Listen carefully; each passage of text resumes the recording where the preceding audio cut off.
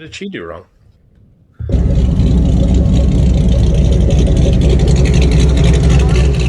Bring me everyone. What do you mean, everyone? Everyone! Welcome to Everyone Racers. A show designed for the world of low-dollar racing and oddball car culture. It doesn't matter what kind of Lemon Champ or Lucky Track Dog league you run. SCCA or NASA, we don't discriminate. As long as you drive it hard and built it yourself. Join us each week for tech discussion, Tips, tricks, As well as news and notes from the world of amateur endurance racing. whether it's on the spot. hella sweet, Or we're lucky enough in Chrissy, Chrissy, I give you just the tip. we're sure you'll giggle a little. and learn even less. Everyone report to the paddock. It's Chris. This is Chrissy. Oh, you remembered. I'm Tim.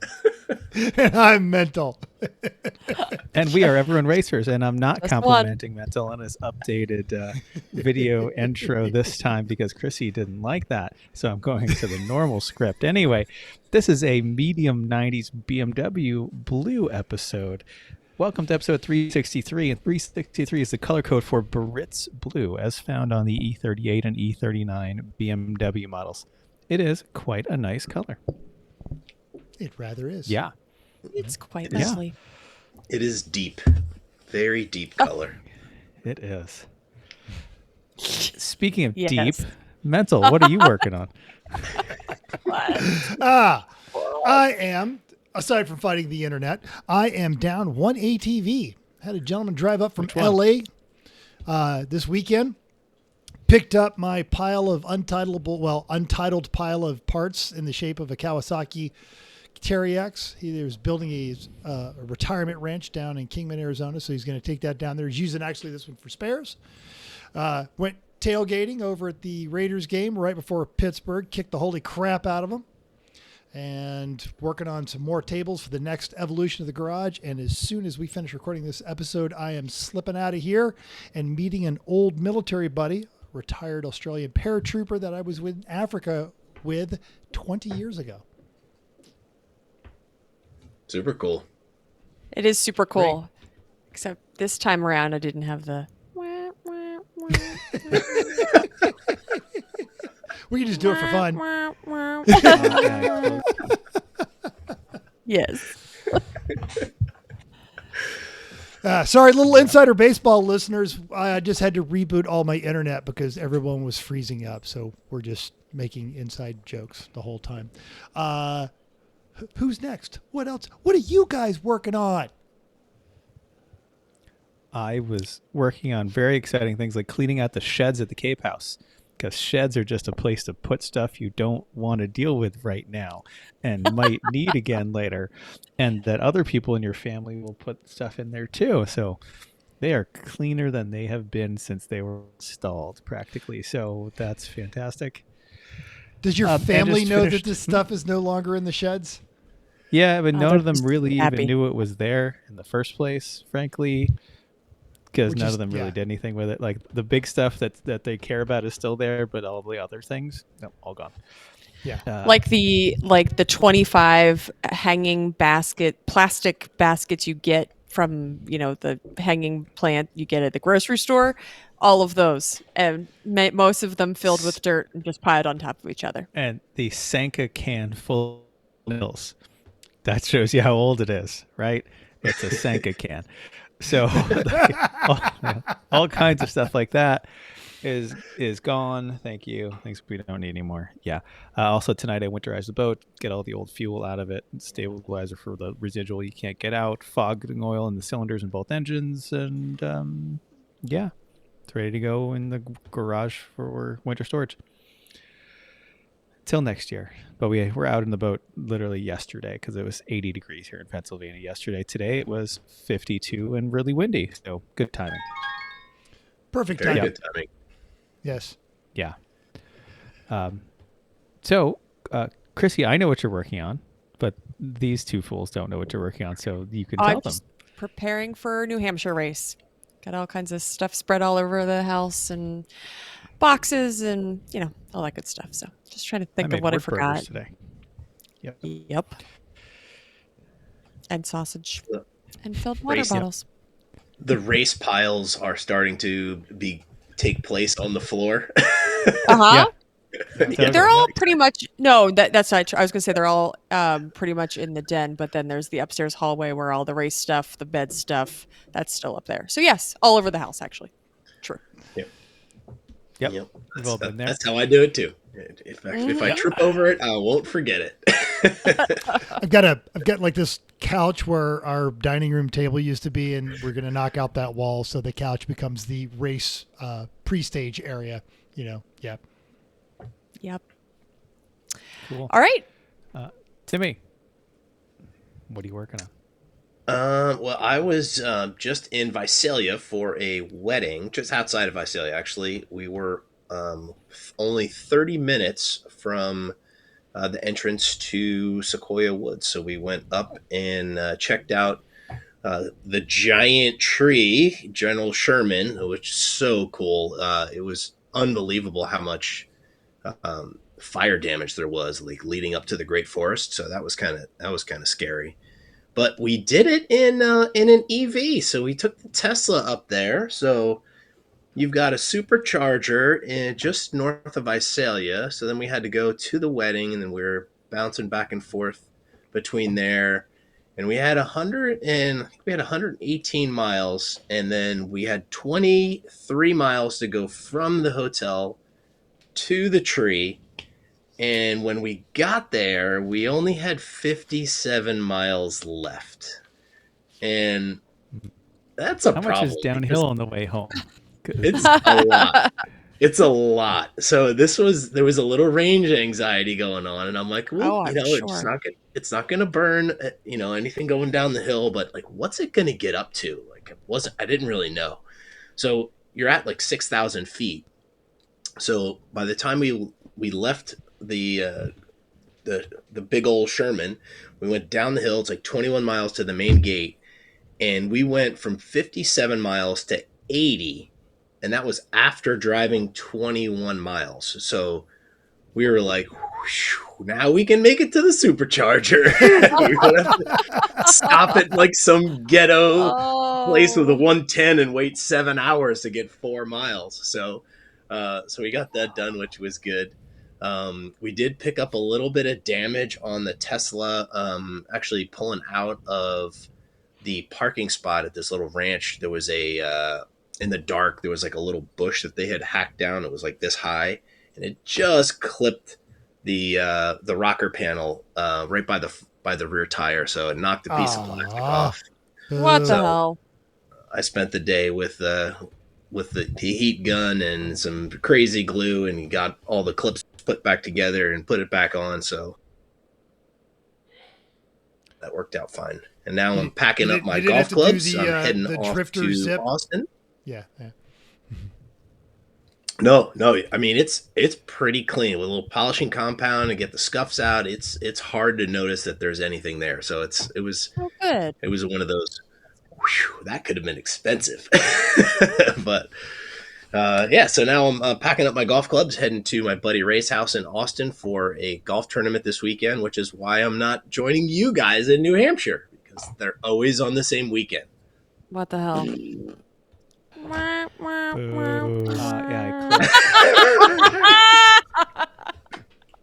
Well done, Mental. Perfect timing. Oh, goodness. Okay, great. It's just no time. The latest automotive endeavor. Oh, from hold on, Heinrich Tim. You Fisker. did a great job last week. Thank you. I was channeling my inner Chrissy. I Thank you know. very much. I was laughing. Oh, it was great. Thank you. You did a great job. I was like, how's this going to go? No. Yes. Anyway, I'm sorry, Chris. Start over again. Sorry. So remember that latest automotive endeavor from Heinrich Fisker to make EVs that then went bankrupt? Yeah, we have discussed that before. They've even left people without warranties, liquidating their assets, all that kind of stuff. Now, they've abandoned their Southern California headquarters building, leaving quite a mess behind in their La Palma offices. Now, local TV station KTLA5 shows the remnants of a lot of junk in the building. It's got trash, auto parts, office equipment, potentially hazardous waste, and even life-size clay model vehicles, one of a sedan and one of a pickup truck. Now, the landlords say they shouldn't be responsible for cleaning up the mess, which reportedly would cost them tens of thousands of dollars in cleanup costs, damage repairs, and what appears to be hazardous waste removal, end quote, according to a legal document filed on October 4th. So, anybody want a clay model of a Fisker? You know, it's a nice conversation piece to have around the house. It looks like somebody just, as they were leaving, just threw everything everywhere. On like the that's floor. not just some office buildings. It's like ransacked. Yeah, But like they do- literally, Well, you now know, they're the feds are outside, and here comes like the team, and they're all just trying to like shred everything. Yeah, that's what it looks like. Yeah. And apparently, squatters are starting to become a problem in the facility too. Now that no one's there, because it is California. So, I mean, why is the clay vehicle still there? I want those are heavy and hard to move, and they don't need them anymore. They don't run. I guess. All you fiberglass folks, get in there and make yourself a fiberglass truck or car right now. There's the mold, Boom. already ready to go. It's lace Adobe, glass. a car made with Mexican know-how and Southern California engineering. Adobe, the first car to break the 1,000. Incidentally, should you be looking for that last-minute Lemons theme, here it is. Cover your car with clay and then come through BS. Take it all off before you go onto the track, though. But yeah, Right? What a mess. Especially if it rains. Oh, gross. Oh, fantastic. Well, speaking of EVs, Toyota and Woven, which is their corporate venture capital firm, announced a new hydrogen cartridge that could make EV charging obsolete. This article by Yanko Design by Vincent Nguyen said there are several stumbling blocks to the widespread, or should I say, explosive adoption of hydrogen as a fuel source, but Toyota may have come up with the ideal solution. They announced that they will be exhibiting these at the 2024 Japan Mobility Bizweek show, and it is a new energy storage system that helps extract all the energy storage potential of used batteries. Its hydrogen-powered GR Corolla race car will be there, and a portable hydrogen cartridge.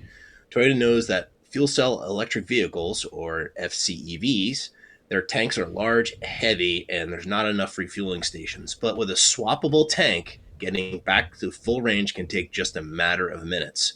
So no longer just focused on automobiles, so the company is now exploring new avenues to make hydrogen a mainstream energy source for a wide range of uses.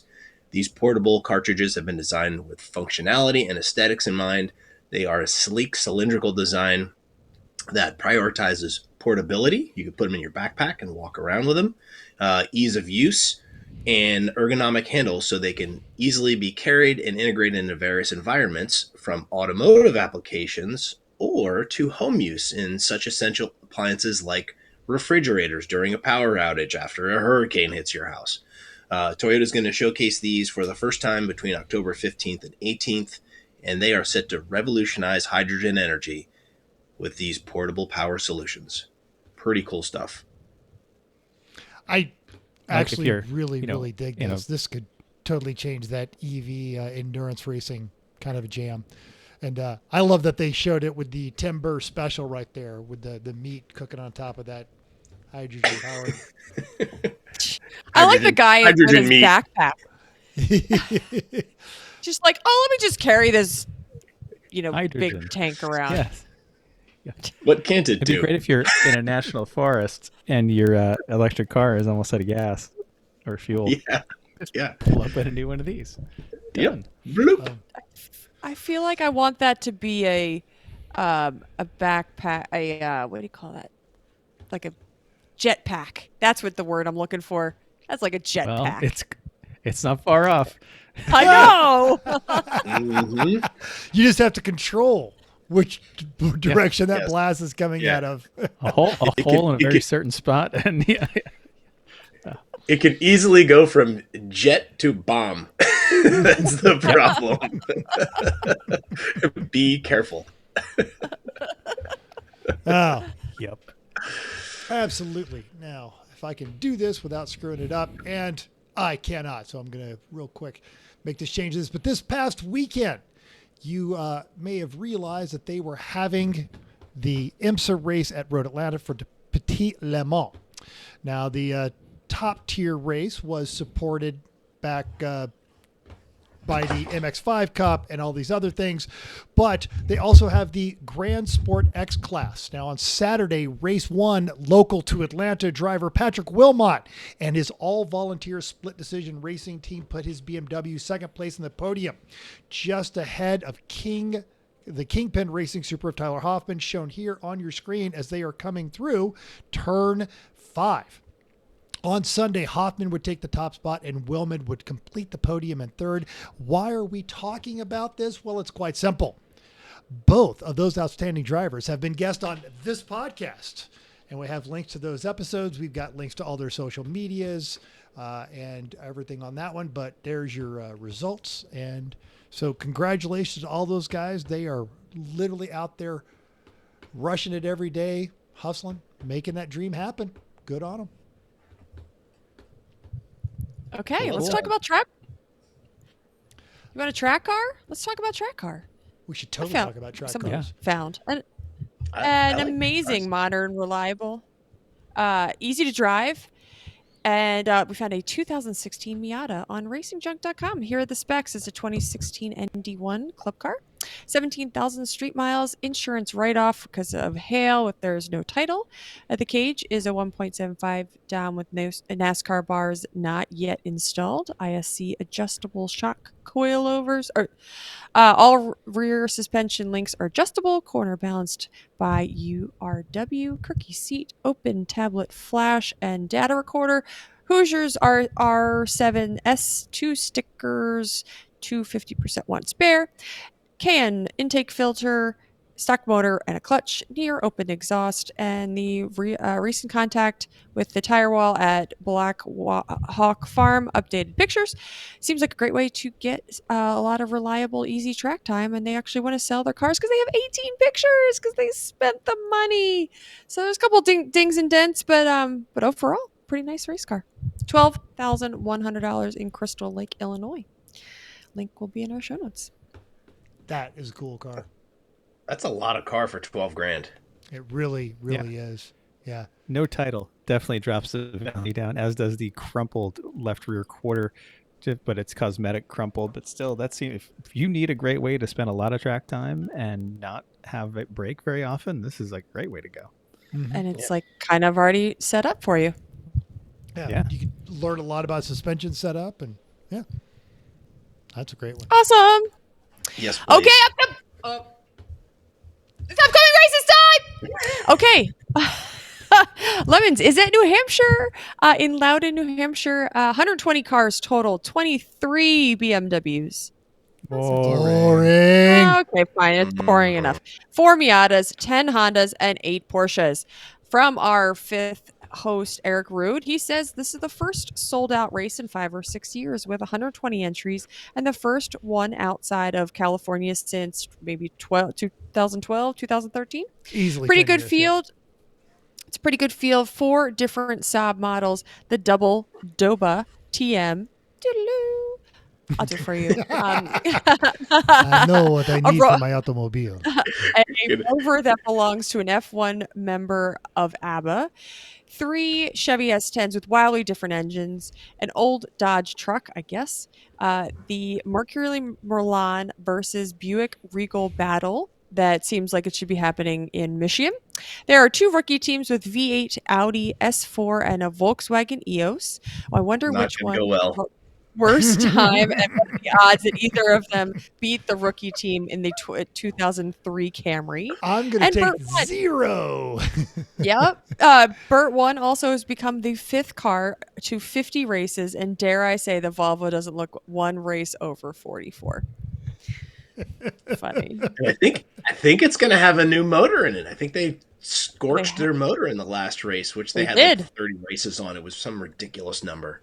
That they did. So, or they're not running. One or the other. I'm sure it'll be fine. Yes. Totally. With Russ is fixing it. It'll get fixed. Right? It'll be okay. It was done 2 days after they got home. Yeah. Probably. Well, Champ Car is at Road America. 68 cars, which is a pretty good sized field for them there. Yeah. 17 BMWs and 11 Miatas. That's most of the field. Boring. That is boring, but that is a really good number for that series. Just not a lot of Beamers running around Wisconsin. Yeah. 3 Hondas, 0 Porsches, but there are 3 Neons, a Rabbit, and a TR7, which is going to look glorious out there. I hope it's a V8-1R. Otherwise, they're going to have a really long straightaway. Yeah, they'll need the safety crew how many to pull them up the hill. So few TR7s have their stock motor in them anymore. Like any of the ones that are left, just about all of them have something swept in, like some kind of V6 or V8 or something. Yes. Oh, wow.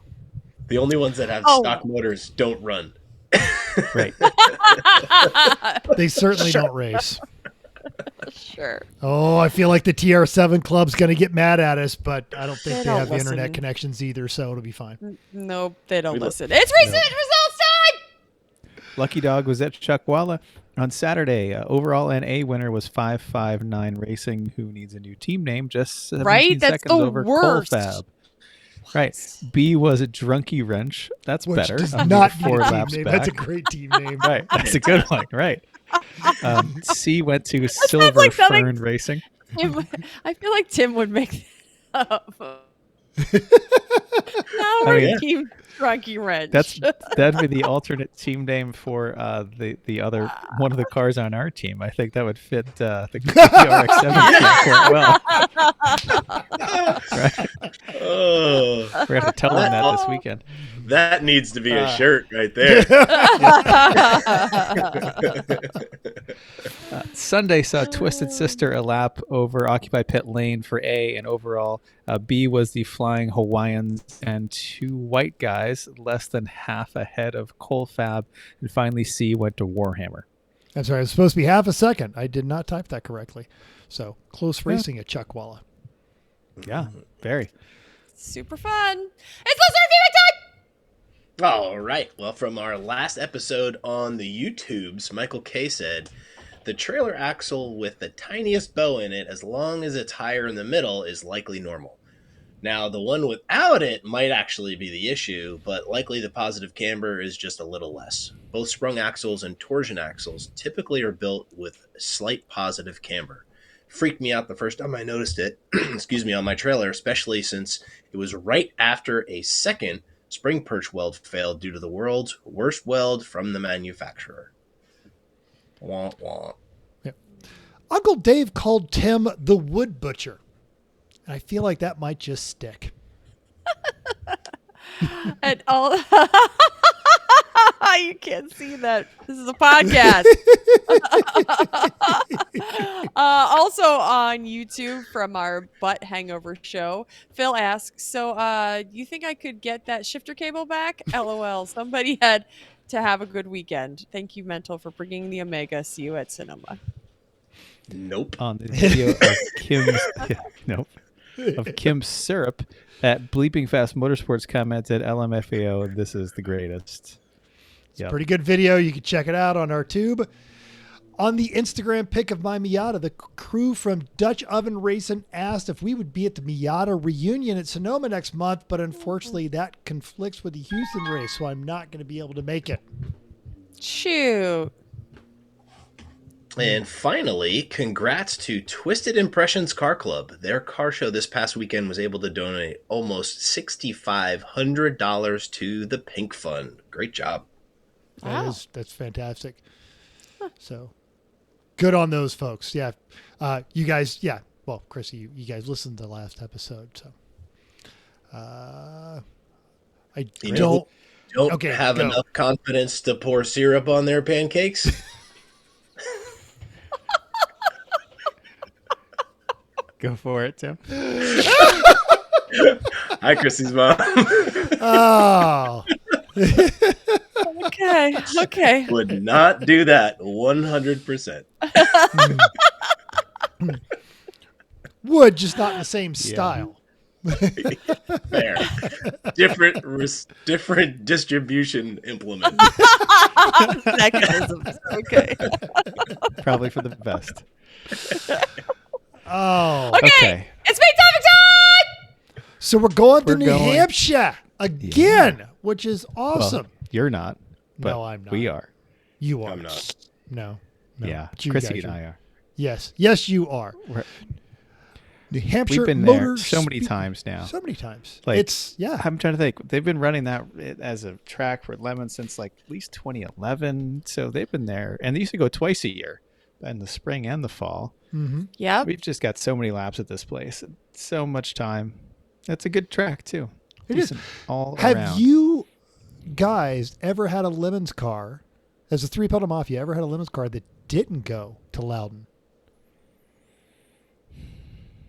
The one that crashed in Jersey? That was the rolls. The Yeah. rolls went. No, No, I think Rolls he's went. talking about the The 300Z. Z crashed in Jersey. The Z. Oh. Yeah, that never made it. Yeah. Yeah, I think all the other ones have. Like all the Civics have. Even the Wago van. The boat definitely did. The Rolls Boat was there. owned Citroen New was Hampshire. there. Yeah. Yeah. The Citroen. TR, the Arc 7, the Cressida. I think they've all been there. Yep. Ombre. Yeah. Cool. Mm-hmm. Yep. It's been there. It's been a staple on the circuit for so long. So, It has. Quite. Yeah. Let's Now- go. Apparently they should do 2 a year now because it's people got boxed out this fall in that race. So Yeah, you snooze, you lose. You know, it's You may hear more about that. yeah, it's a great track. It is on that, but yes, if you are waitlisted, we are sorry about that. But let that be a lesson to you for 2025. Lemons is bringing. Yep. Actually, by the time you listen to this, Lemons will have their new schedule. Sign up early, sign up often. Get on that. But for those who have never been, the New Hampshire Motor Speedway in Loudon, New Hampshire, just about an hour north of Boston. Lemons runs the 1.6-mile road course utilizing the infield and NASCAR outer oval sections, not necessarily the two curves, but the two straightaways on that one. It is known as the North and South Chicane setup. If you're looking for a track map to try and figure that out, we're going to have one linked in our show notes. And if you have ever been to a Lemons event there, it's going to be the same as usual. But if you have not, we've got information for you. If you have been there, listen anyway, correct us if we got something wrong, and sign up for the friggin' potluck. Sign Or up it's for the just a nice freaking refresher. potluck. When you haven't been to the track in a year. Like, oh yeah, that's where the track goes. Got it. All right. Well, when you get to the track, there's not a whole lot that's nearby, especially for food. Not sure if the pumps at the track are working. You never know. There's a really nice gas station. They actually just fixed that one gas station that's you can basically see from the road, so or from the track. So pretty nice there. Stop on your way in, fill up, then you don't have to go back out with everything. That's what we did last time. Google lists premium at $4 a gallon at that gas station. Nearest Walmart is 15 minutes away in Concord. They are not 24 hours. They close at 11 o'clock. So make sure that you are going there early if you need to go. Concord is where you're going to get everything. There is a great pizza place on the way to the track. It's on Route 106, and it is called Brookside Pizza. And they have 2 locations. And people must order the wrong location all the time, and they will ask you 8 times. You know this is Loudon. You called Loudon, right? That's the pizza places you want. Okay, yes. Make sure that you're picking up you're going to the right one. You're calling the right one. Because they're not used to being that busy, except when Lemons is in town. Well, I'm sure it's a I'm NASCAR sure track, they so have they plenty of busy probably. too. There's plenty of Okay, people. I'm sorry. Yes, unless there's a race in town, but yeah, the rest of the time, you know. Probably, yes. Yeah. There are some neighborhoods around there, but for the most part, yes, I'm sure they're busy on race weekends. So when you get to the main gate, same thing as always. Make sure you go to the right and then park and then walk over to the registration building. Usually they have different windows open, just like most of the other places do. Sign up for testing, pay for power, bring your license or have it close. Sometimes that they do additional bans there as well. So, yep, that is what you need to do on Thursday. I will give a 5 out of 5. Would recommend to the emergency room at Concord Hospital there too. I like this. Yep, was great. Would recommend. No line, Well, no waiting. They did a nice job. Go on Saturday at like 6 o'clock. Yeah. Yeah, I think that's about right. Before everyone Because the starts track drinking and getting really stupid. Still Right. have the scar right there. It looks like a smiley Yeah, but face. it's minimal, so it's pretty good. Hey, do that again. Do that again, Chris. What the smiley There face we scar? go. Yeah, it's there somewhere. Yep. Good. Um, Now here's another New Hampshire top tip. If you are not local, stop at the New Hampshire State Liquor Store because the state controls all the booze and they get everybody coming from Massachusetts by putting liquor stores right on the interstate. That's a rest stop is the liquor store. So go in there, stock up, great They're selection, great huge. prices. It is a Yep. great. It Huge. really is a fantastic selection. And even if you're not a drinker, that's a great place to stop for lunch. Or you I'm can still get some mad gifts jealous for of others. $4 Get bribes, premium. things like that. Good God, $4 for premium. Ah, Yeah. I'm paying And that that's- for it's- 87. Man, It's a good thing our team stops there because I think Greg Smith is individually responsible for 0.1% of the GDP of New Hampshire from his annual trip to the state liquor store for this race. I'm pretty sure they see him like Norm on Cheers when he walks in. Greg, yeah. so much. Employees are on the side of the road with signs. Welcome back, Welcome home. We can't wait to see you. I like it. Oh goodness. Well, the weather looks warmer than normal for the New Hampshire race, Yes. but good news, dry. Not hot. I can't remember the last dry race there, but I think it was freezing cold. This sounds year was really dry. nice. Mm-hmm. Temps are going to be in the high 60s the entire weekend, clear, dry, with lows in the 30s. So, being in a coat. That's why I'm not Being going. in a coat. It's not going to be freezing at night though. Like there are times we've had to start the cars before, like late at night before we went to bed, and let them run for a while to get some heat in them so they wouldn't freeze up overnight.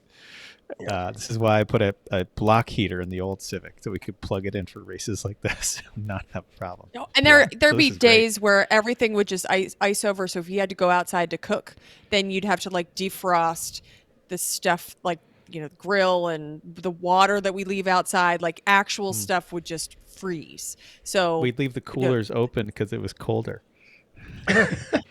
Refreezing my ice. right? Yep.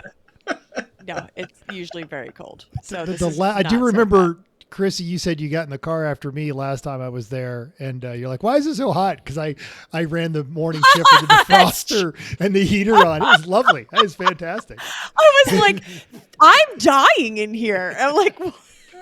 And the heat was on full blast. I forgot about that. I'm so confused. Oh, okay. That's why you leave the defroster when you're building that car, folks. Yep. Highly recommend. Well, the test day is run by the track on Friday. The time will be announced, and you'll sign up with the track when you arrive.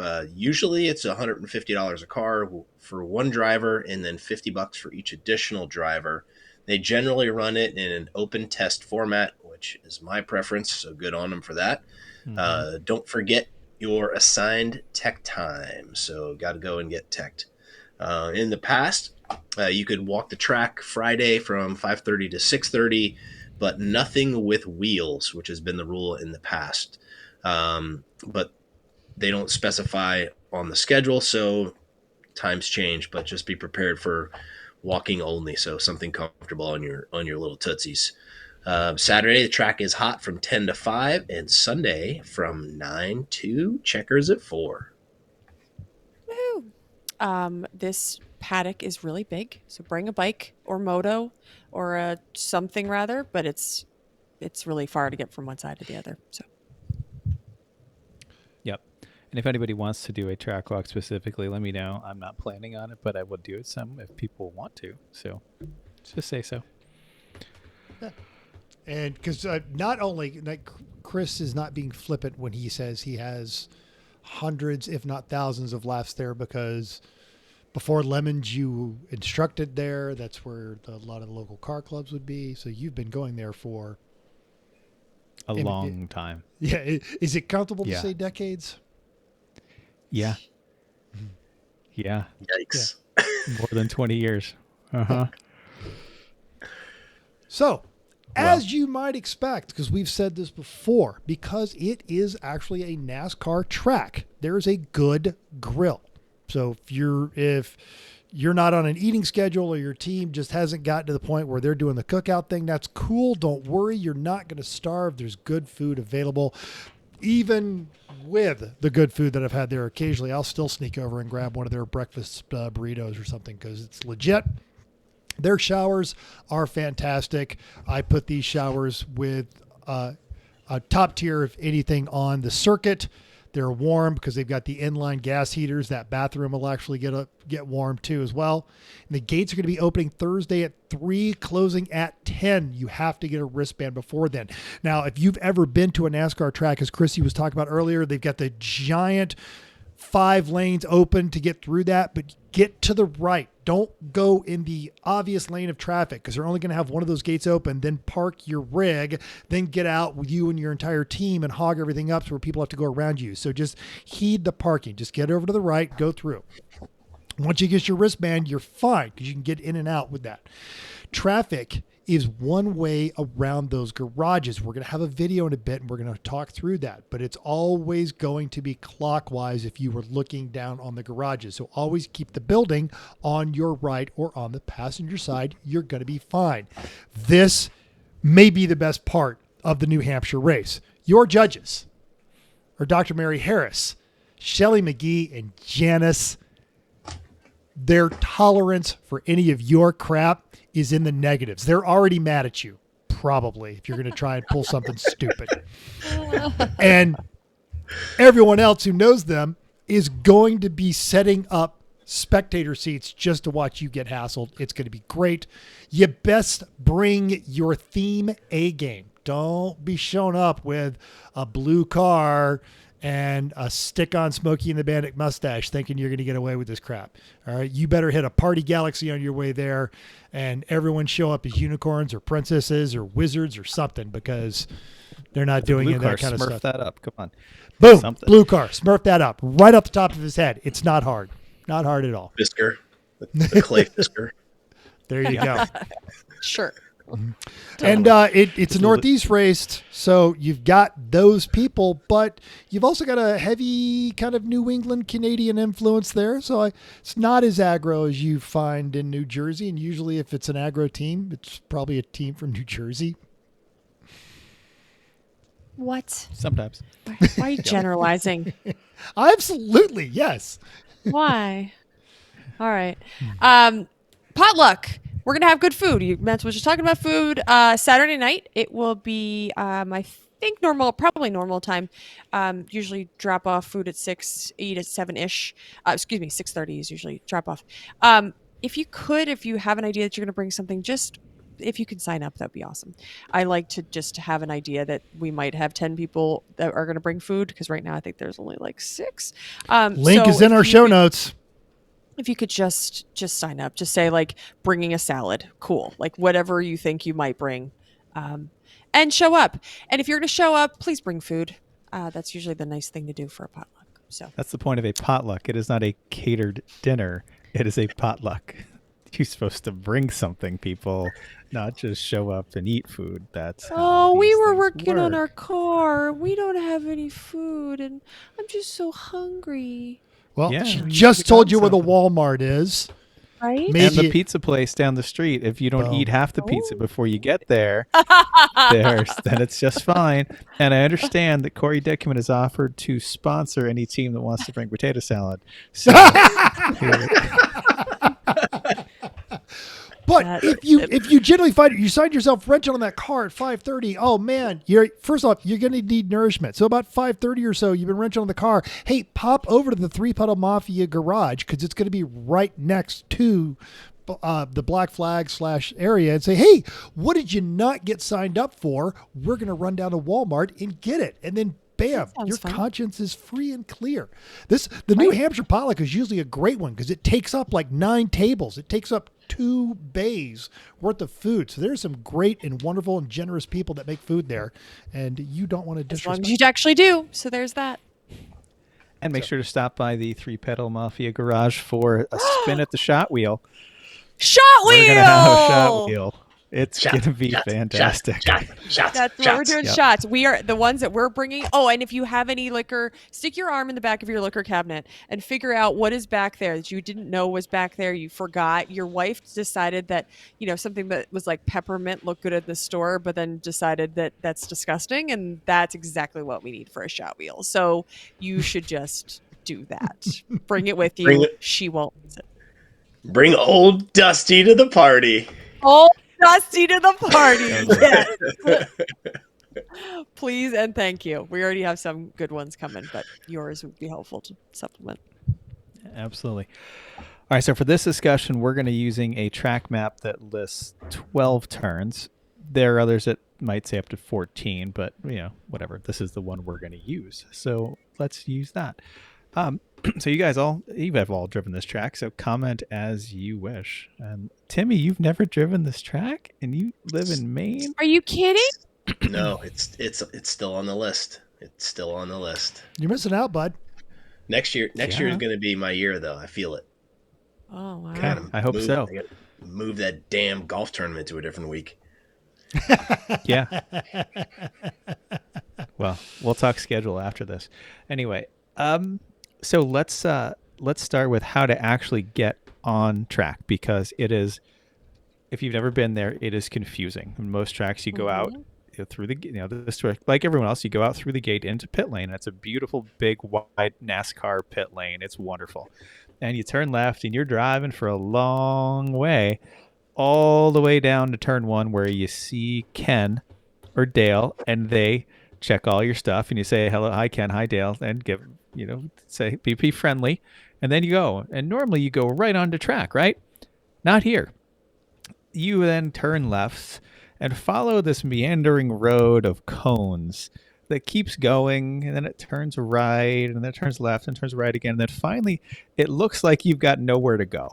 You're sitting there, and it's like, well, there's race cars are right there, crossing right in front of me, and there's cones. There's not enough room for me to get there, right? No, there is. There's just barely enough room for you to squeeze between the wall and the cones to go out of turn 2 into turn 3 into that straight. Yes, Chrissy? You think that you can't fit. 2 Cordobas are going to fit. So you can fit. Yes. Yes. And, so and you just for those watching on YouTube, follow if the you little look at the road. video right here, there is a tendency among a lot of rookies to just literally go between the cones right there, turn right. That is one of the worst things you could possibly do. So if you don't see 2 tire walls and then make a hard left by the flag station, you have entered the track wrong. Yeah, hard left by the flag station, and then the track will open up right in front of you, and you'll go, oh, okay, got it, thanks. And then be sure to mind the blend line and just stay all the way left, all the way down to turn 3. That's important, because there are people coming through there. Some of them are going to be coming very close to you and those cones as you're entering the track. So stay left all the way to turn 3, and you'll be safe and happy.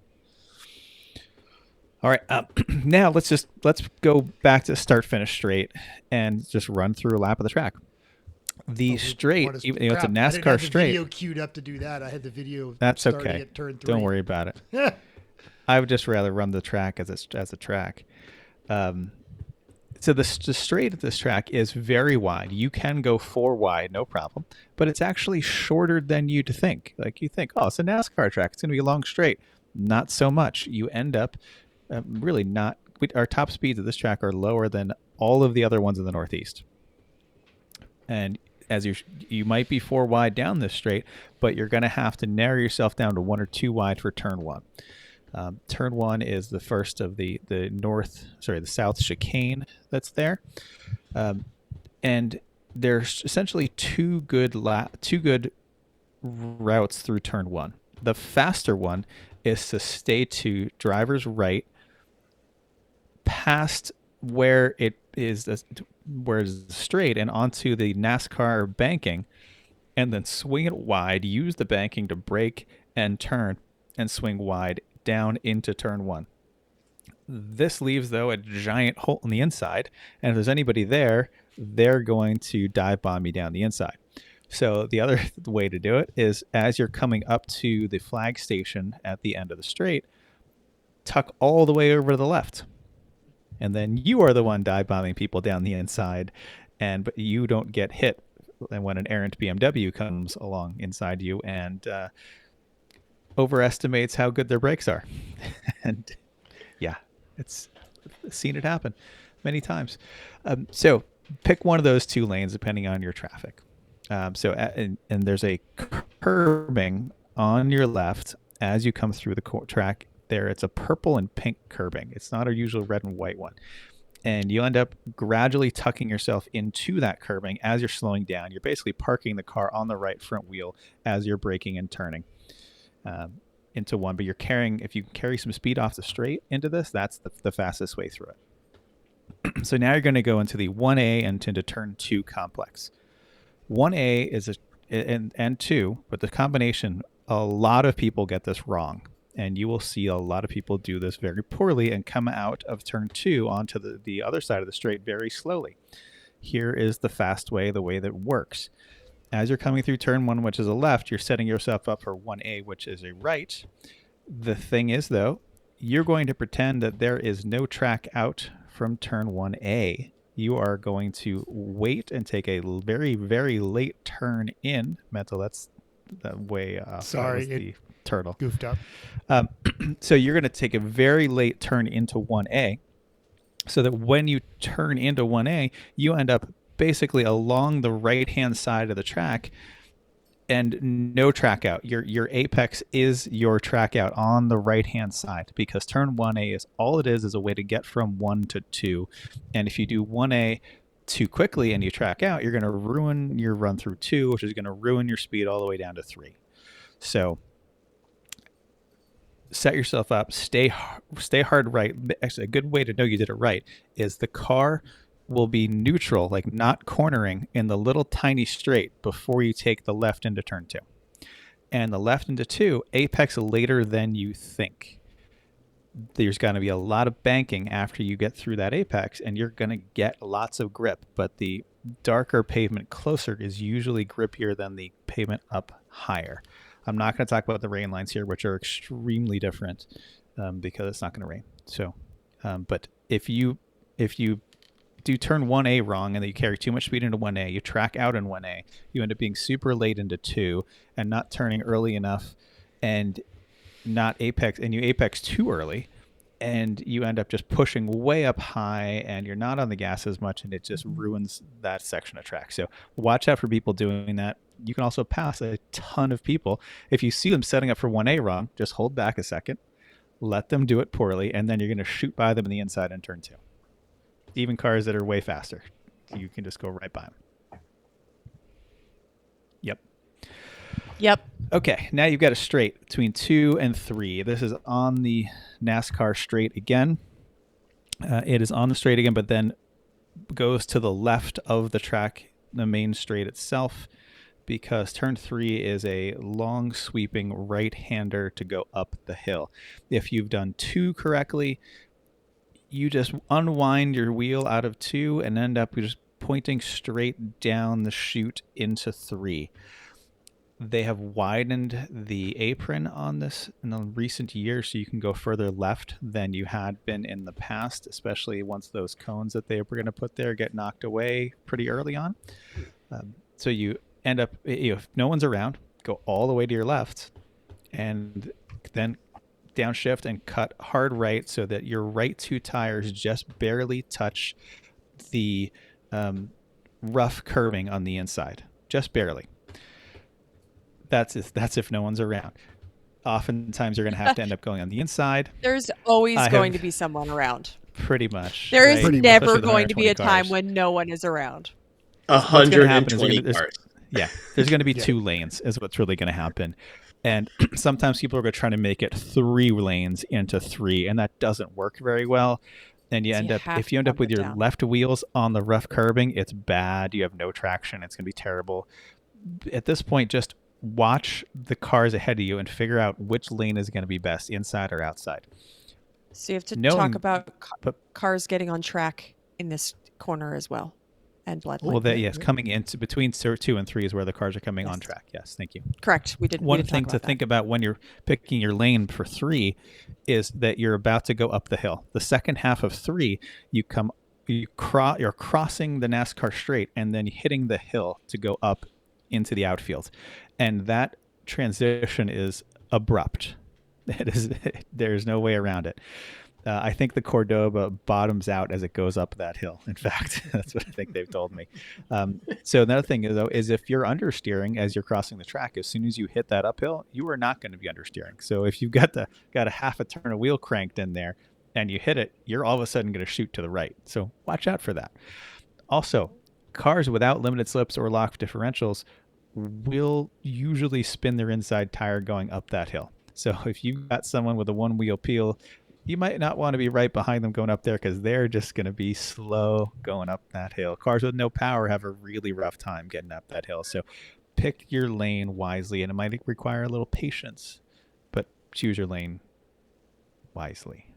Yeah. The outside of when you're going up the hill usually has a lot of marbles. So the left-hand side sometimes looks like it's going to be a better road, a better lane to get up as you're going up the hill, because you're going to try to get around the people that are on the right-hand side that just took that corner. But usually it's really dirty out there. But after this, with 120 cars, that's going to get cleaned up real fast, I think. And those are all going to yeah, or it's just going to get dirty again when cars go off there and throw all kinds of rocks and stuff. Well, that's on the other side. It's going to be worse. That's where the rocks always are. Never, ever replace your windshield before a New Hampshire race. That's for sure. From the rocks that are inevitably there. All right. So you come through 3. You're going up the hill. That technically, as you're coming up the hill, that's turn 4. No one really recognizes that as a turn, though. It's all just kind of links together. There is a boulder way off the side on turn 4. No one knows it's there except the one team that actually hit it one time. Boulder. Right? It's so far off the track. When they said they hit the boulder, we said, "What boulder?" We're like, "What boulder?" Eventually, we went, "Oh, yeah, there's a boulder." Okay. All right. So once you're cresting the hill, at the top here, you're actually starting to accelerate again because you're at the top of the hill. There is a flag station on your right-hand side. Watch it because you cannot see what is over that hill. Also, this is where they tend to put black flags out. So watch it, not just for you, but also watch it for the people who don't know what they're doing and they see a flag with their number board and they hit the brakes because they're like, "Oh no, I got caught." So keep an eye on that. Now, as you crest the hill, again, this is going to be 2, sometimes 3 lanes. As you come down the other side into the bowl, pick your traffic as your best way through the bowl. But if no one's around, as I'm going up the hill, I like to spot something in the parking lot in the distance as my line reference as I'm coming up over the hill to be on the correct spot, which is all the way to the right of the track after you're over the hill. One year it was a delightful maple tree that was orange. One year there was a dumpster that was right in that spot. One year there was a porta potty. So pick your own visual references as you're coming up over the hill at 5, because it does still keep turning right as you crest the hill and go down into the bowl. Now the bowl is turn 6 and 7 really, and it is a whole lot of fun if you do it correctly. I'll talk about the best way through the bowl 6 and 7, and then we'll talk about the realistic way through. The best way is to come down off the hill at 5, and just as you're getting to the bottom of the hill is when you get on your brakes and get them on the brakes hard and late and go a little further into the turn than you think. And then make one hard, decisive turn to your left to dive all the way down the bowl to the apex. Some people do they just don't turn in hard enough. They don't get the advantage of it. You've got so much camber there, and the pavement is so crappy that really you need to take advantage of all the camber. So dive down into the apex, and then make sure, though, that your eyes are pointed up out of the bowl, because people's eyes get stuck down in the bowl there, and they miss out on the smooth line out. If you're looking up, you very gradually unwind your wheel as you're coming through 6 into 7, And as you go past 7 into 8, then you just keep turning your wheel very gradually to the right. And if it's all one nice, smooth, even flow, you have done it correctly. If you end up having to turn twice, then you probably turned in too early. So work for a later apex next time. Just remember in the bowl, one smooth turn, one decisive hard turn in down to the apex, smooth, gradual opening of your hands on your way out. Now, realistically, there's going to be 2 lanes here. Pick your best one. A lot of people come in with too hot and are in the wrong gear to power out, and that's a problem. Coming out at 7, it gets a little narrow, and people don't notice that and end up putting a wheel off. So be careful of that. At 7, there's a flag station there you need to see because you're going up over a blind hill at 8. So if you powered out through 7, everything's going nicely. You're probably shifting at the top of the hill there. There is a flag station in the trees on your right-hand side at turn 8. Give it a look because you have no idea what is going on either side there. There is some passing going on this straight, usually, from people who are slow coming out of the bowl. As you crest the hill at 8, though, the track does turn to the right, and then it gets a little tougher because there's a huge gravel pit on the left that cuts into the space where a lot of cars are, and a lot of cars end up spiking the brakes or to avoid it, or turning in abruptly into other cars, or going into the gravel and putting gravel all over the track. And when I say gravel, this is like round pea or larger than pea size New Hampshire granite, and it goes everywhere. Everywhere. In your car, outside your car. You basically fling it as soon as you hit it. Somebody hits it, it just goes like a party. And one thing back to the bowl, if you find yourself that you just too fast and you end up with 2 wheels over the top of the bowl on the outside, you best get it under control, because once the 4 wheels come off the top of the bowl, you are not in camber that's helping you camber, but camber the other way. That's just going to toss you right into the huge deep pit of round rocks. And without 4-wheel drive, you will not get out. We're not making it out. Our Wago van got out once. Dave Culberson stuck it in there one time. And he put it in super low gear because weird 90s Japanese cars had the super low gear, and he kind of like chugged his way out in 4-wheel drive, and that's the only way it got out. I found rocks in that car for years after that, until we got rid of it. There were rocks in that car everywhere. Everyone else, you're just that's actually because there's bleachers at the top of that. That's a great place to go watch people get dug out. Because and the recovery vehicle doesn't even go on the gravel after you. They send some poor guy, like the new guy with the recovery strap, into like the shin deep rocks to hook up to your car. So if you've got a Northeast race car that might be a little rusty, you better check that tow hook. That is not how you add lightness. Don't go in there. No. So that same gravel and the same philosophy toward the gravel pits exists after turn 8, and there's the one on the left, and people put 2 wheels in that all the time, and it is not going to be good. You're going to get out of it at least, probably, but it's going to put gravel everywhere. All right, so you're coming into turn 9. Turn 9 is a sweeping left-hander that's downhill and off camber, where you're setting yourself up to cross the NASCAR straight again and go back into the infield. Here's how I like to do this one. You come up from 8, you've apexed 8, let the car track out so that you essentially apex 9 in where it sticks out the furthest. But the way I like to do it is stay on the gas a little later than you might think. And then as you're coming up to the apex or just past it, brake hard in a straight line before you start to turn. It will end up making you go out to the outer part of the corner, but that's perfect because then you can cut back in to the left because you do not want to track out at all in 9. Repeat, no track out in 9.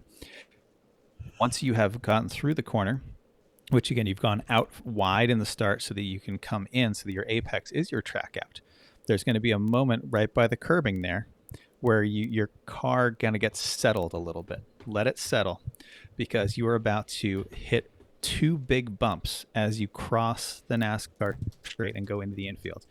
And of note, on the very inside, as you're crossing the straight, is an enormous bump. It's so big that we call it the turtle. It's gotten shaved down a little bit in a few years, but that bump, if you hit it on the inside, it will likely flip your car. It has done so for many others in the past, and it will do so for others in the future. And it's there on purpose to keep you away, because right behind that wall is a corner worker. And they don't want you coming in and hitting that wall where the corner worker is, because then they're going to die. So don't do that. So don't let, also, it's tough because people will push you toward that, and you could hold back. You do not want to hit that. So you'll hit the first bump.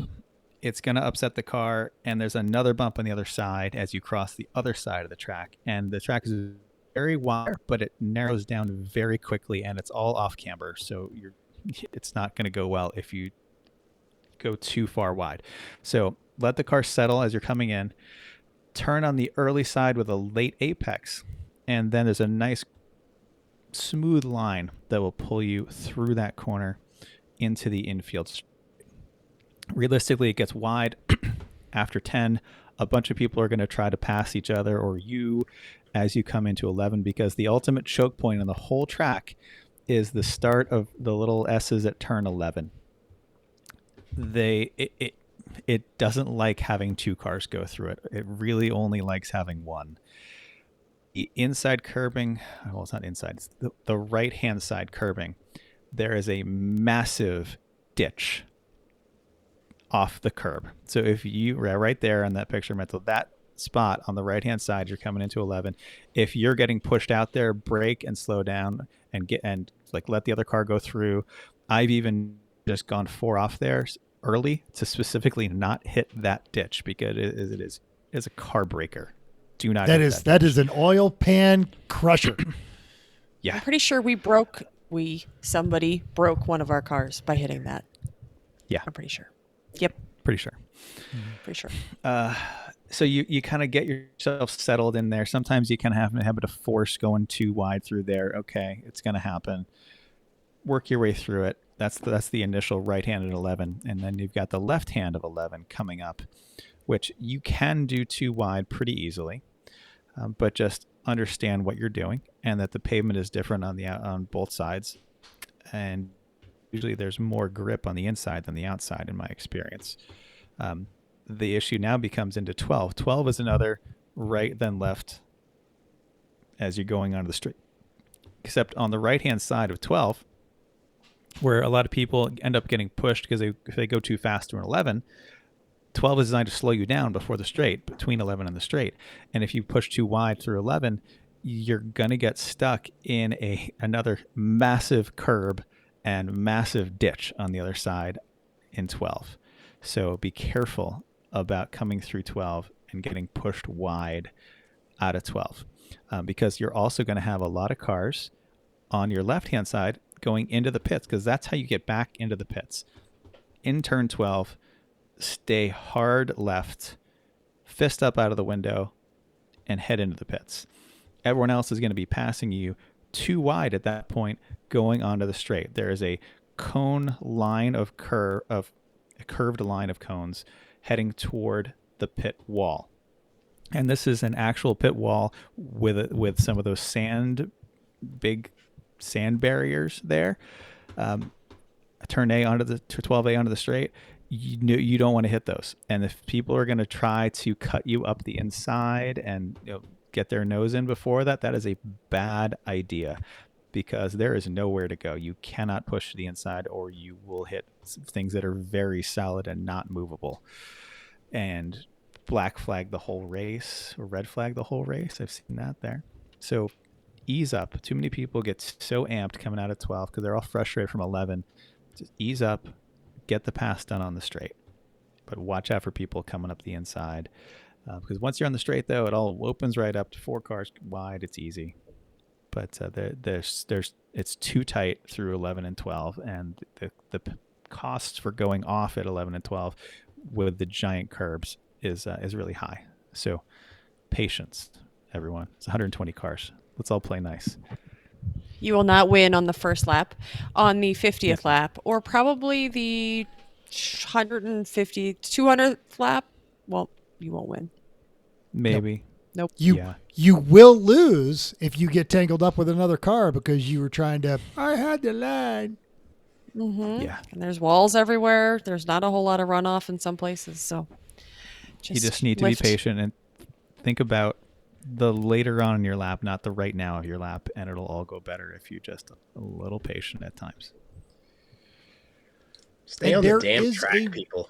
Yeah, there is a great rhythm to this track, and if you can, like Chris was talking about, you think about all of the lap rather than the right now. That even if you're getting cut off and you're getting held up, which you're going to get held up unless you are, even if you are the slowest car, you're going to get held up on this track. But you can fall into that rhythm and just be smart about it. Yeah. Yep. We'll have fun. Sorry, always a you good guys time. aren't going to be there. No. We will have fun. Wah, We will wah. do shots in your name. How about that? Yes. Love that. Yep. I can't wait. Ah. There it is. Wow. Nice. So much. Wacky Mental in the Morning Zoo crew. Here we go. Ah. Chrissy, how's that traffic doing out there? Sucks. Yeah. Let's be back. We turn 11. Oh, that's perfect. I was the weatherman earlier, so we got it all dialed in. I just like not how to get around the track, but if unless things have massively changed, but I think even last year, the staff there, the corner workers, these are usually experienced professionals. They have to earn the right to work the Lemons race, and a lot of them like come from far away, stay at the track. So with a handful of exceptions, and just because it's a racetrack, the flagging is usually pretty good. So everywhere Chris was telling you to be like point, that's where they put the veterans. They know what's going on. So they are warning you about stuff. And if you see someone very, very emphatically waving a yellow flag, assume that the road is blocked over that next blind corner. They also like to come hang out. They like to come by. They'll come by the Potluck. They'll come check out your cars. They'll come hang out in the paddock, and they're always fun. And if you don't know where they are, they're probably in the Three Pedal Mafia paddock. True. Menzel, why don't you tell everybody why it's so important to be watching for those corner workers? Because you never know what's around all the blind hills and corners at this track. You never know. You never know when suddenly two cars in front of you might part, and here comes a wheel at you at 80 miles an hour that is decided it should be free from its car. You should just pay attention to all of these things. The treehouse one is a good one. You know, I want to say it's like 8 or 9, maybe 10 years ago. Like I think I'd run an entire session and didn't know that flag station was there, and dumb luck that I didn't get killed on that one. So yeah, there's so many places you cannot see what's going up ahead of you. A and lot. even in places when you can see, it's 120 cars. So you've got 2 cars blocking your path. You're still trying to run the line, but most of that race is the first 1 mile of a 5K, where it's just shuffle, shuffle, opening, shuffle, shuffle, opening, shuffle, shuffle, opening. So just, be patient, be considerate, be smart. It's a good analogy. Speaking of wheels, is this the Don't Wheel Me Bro race? It is 100%. It is Don't Wheel yes, Me Bro. It is. It absolutely is. Don't wheel me. Yeah, that was on the front straight. Because there's so many spots Google where it opens up wide and then narrows right down, and you have to sort yourself back out. Mm-hmm. All right. Yeah, just don't.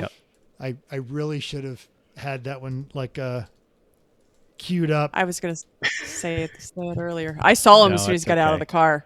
He was mortified. Just like so not good.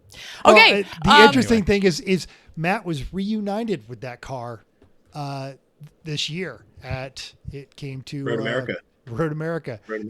It's still there. Yep. None the worse. That's great.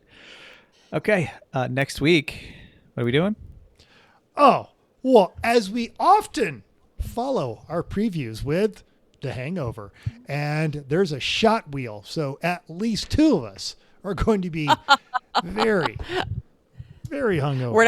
We don't have to start, so that's good. Somewhere between 4 of us will figure out who's less drunk to start the next day. There better be some social posting, Chrissy. I want to see the wheel in action. All right, you will see it. I'll Very, be posting. very, very much. It's gonna be awesome.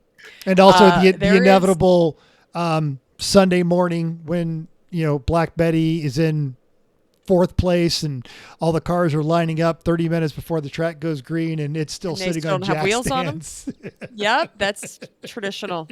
If it looked anything different than that, we'd get concerned. So. on brand. Yeah, pretty much.